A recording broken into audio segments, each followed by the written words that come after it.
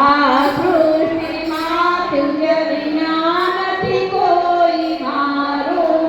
કોને કહું કઠણ કતણો બળાપો. મામ પાયો ભગવતી ભવનો ગાથો. હું કામ ફોટો પાડું વિડીયો જ ઉતારું વિડીયો જ ઉતારું